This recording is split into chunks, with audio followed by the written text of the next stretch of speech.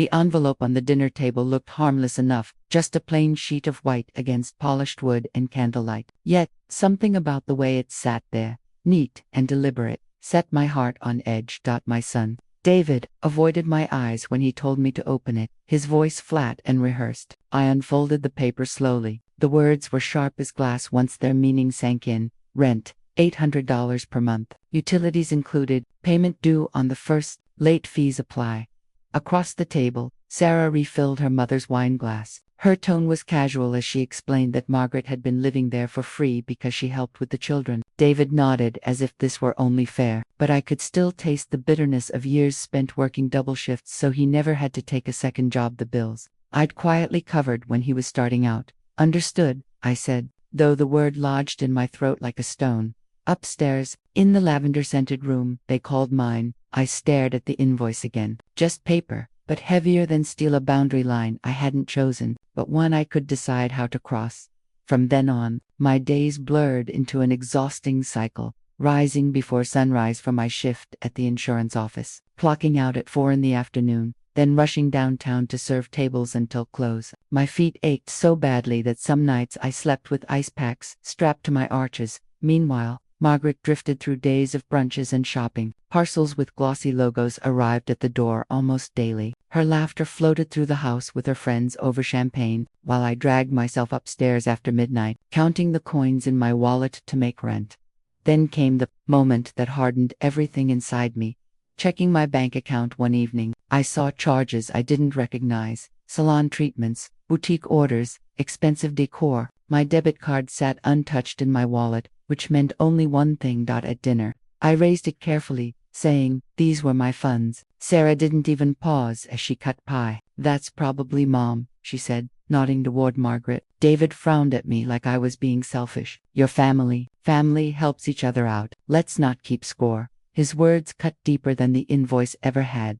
Upstairs, I opened my laptop and started a spreadsheet. Every expense, every grocery run, every one of Margaret's indulgences that had slid quietly onto my account. I logged them all. Proof of what I'd known all along. This wasn't about family. It was about how much they could take without asking. It was Victor Hagel, an old acquaintance from the bank, who handed me the truth. We met over coffee one afternoon, his eyes troubled. David and Sarah were months behind on their mortgage foreclosure looming. My rent, the invoice that had humiliated me, was their lifeline. The realization hollowed me. This wasn't responsibility, as David had claimed. It was survival, and I was the safety net they'd cast without asking if I wanted to hold the weight. That night, I began my escape plan. I opened a high-yield savings account under a new P.O. box, carefully diverting spare funds away from the household. Victor connected me with Elaine Bishop, a sharp retired realtor who advised setting up an LLC to shield my name. We called it Vanquish Holdings, a title that tasted like resolve on my tongue.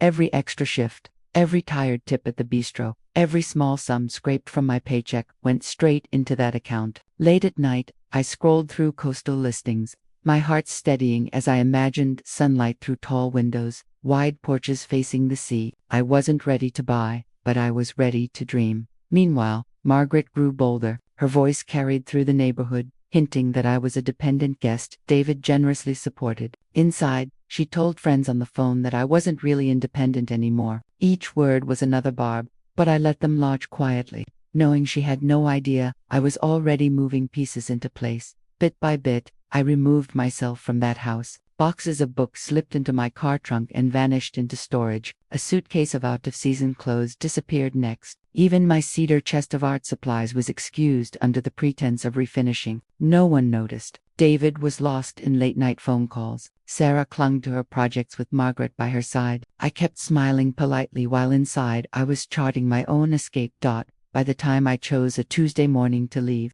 everything had been timed to the minute. They were all occupied, and the house was quiet. My final belongings fit neatly into my car. The laptop, the framed photos, the cedar chest. On the kitchen table, I placed a single folded sheet of paper. As of today, I have moved out. Rent is no longer due. Services in my name will be disconnected within 24 hours. My key glinted in the light. Then I closed the door softly behind me, breathing air that suddenly felt lighter, freer, as if the walls could no longer press against my ribs. The apartment Elaine arranged was temporary, but it was mine. When the call came days later, Lane's voice telling me the villa had been secured in Kashai, sat on the bed, stunned. For the first time in years, my future wasn't tethered to anyone else's demands. It belonged entirely to me. But freedom rarely comes without a price. David soon arrived at my door, clutching another white envelope in his hand. His knock rattled the apartment door, sharp and insistent. Through the peephole, I saw him standing in his pressed shirt and tie, jaw clenched, a white envelope in his hand. It reminded me of that first night when he had slid the rent invoice across the dinner table. Only this time, there was no chandelier, no family meal, just the echo of his desperation in the hallway. I opened the door halfway, bracing myself. He held up the envelope without ceremony. "We got a letter," he said. "The mortgage on our house has been transferred to Vanquish Holdings. That's your company, isn't it?" His voice was steady, but his eyes betrayed him. I met his gaze without answering, watching the boy I once carried through sleepless nights, now reduced to bargaining for walls he no longer owned. "If this is some kind of punishment," he began, but I cut him off. "It's not a punishment, it's business," he shifted, lowering his voice. "We're in a tough spot. Margaret isn't well. Sarah's projects aren't bringing money yet. We just need a little time. Maybe Mom could stay with you until we recover." He hesitated before finishing, almost pleading.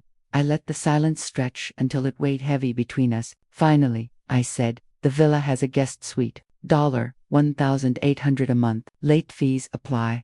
His face cracked open, disbelief flooding his expression. "Are you serious?" "Dead serious," I replied, my voice firm. "You taught me the going rate for living under someone's roof." He took a step back, his grip tightening on the envelope, like it might anchor him against the unraveling of everything he thought he controlled.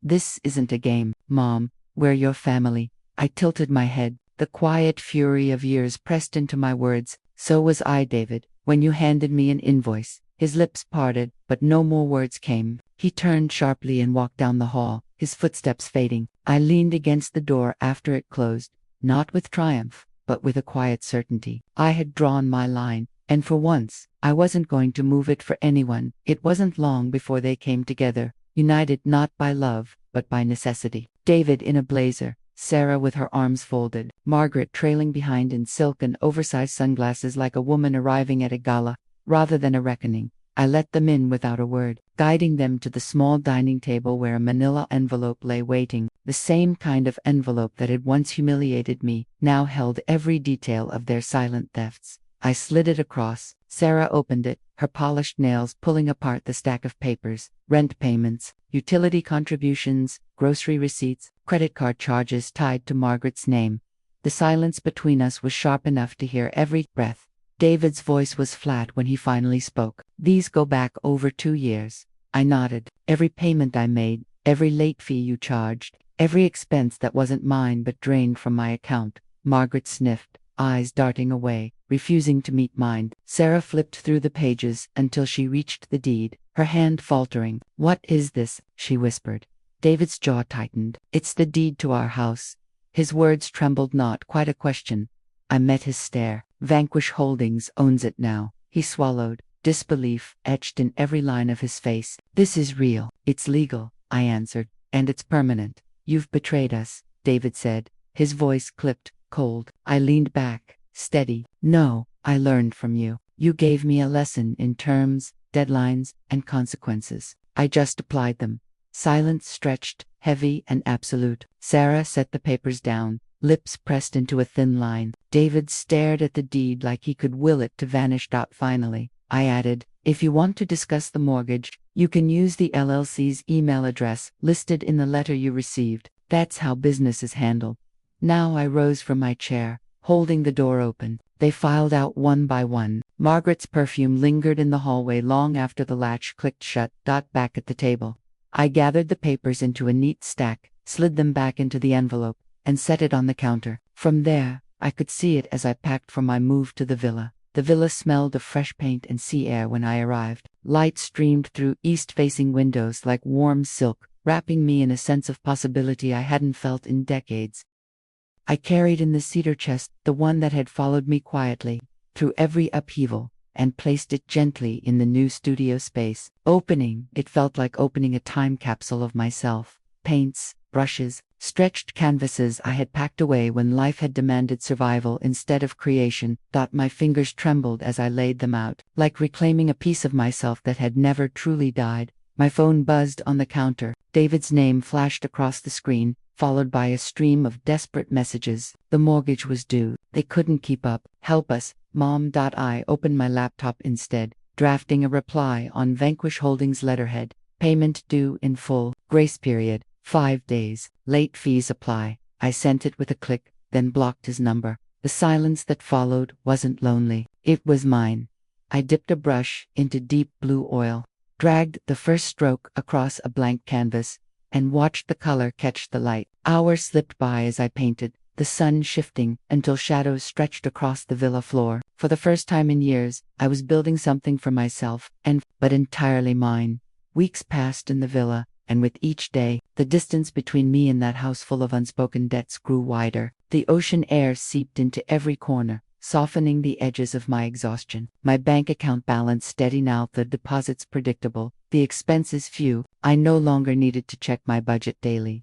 No longer lived under the weight of wondering how much they would take next.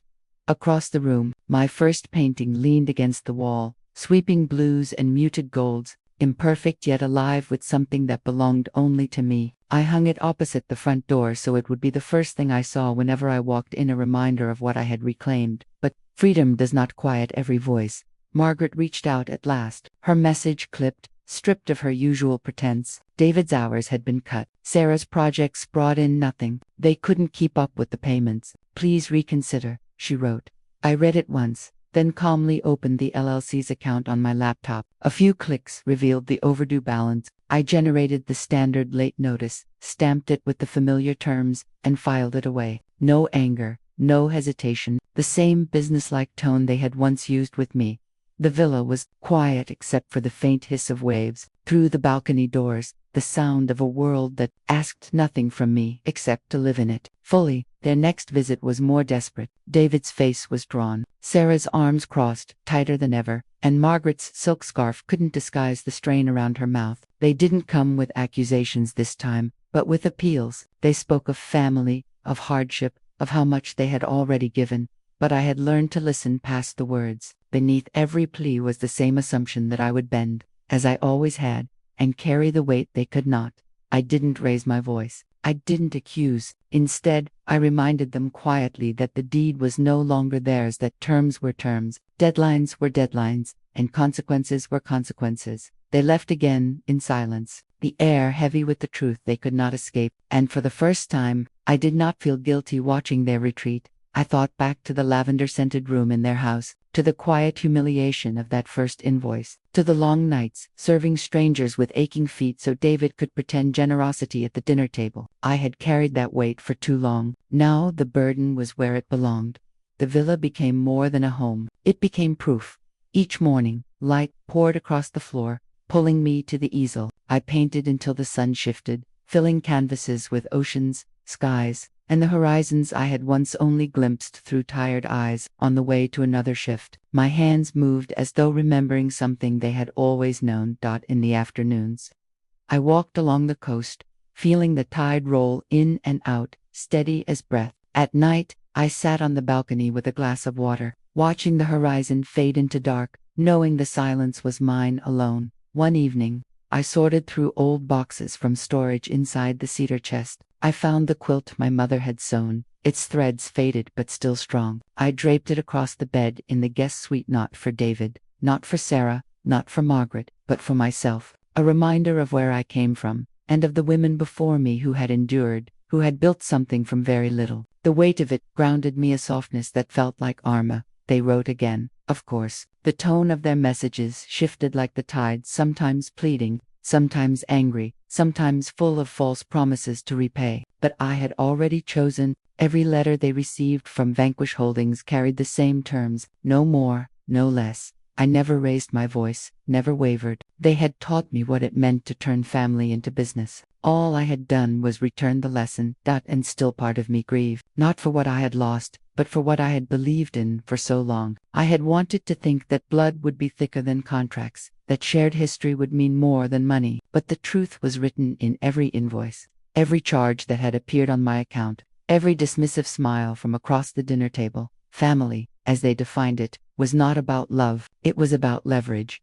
In the quiet of the villa, I began to rewrite that definition for myself. Family was not the ones who drained you without asking. Family was the ones who respected your boundaries even if that meant standing alone. And perhaps, I realized, standing alone was not loneliness at all, but freedom.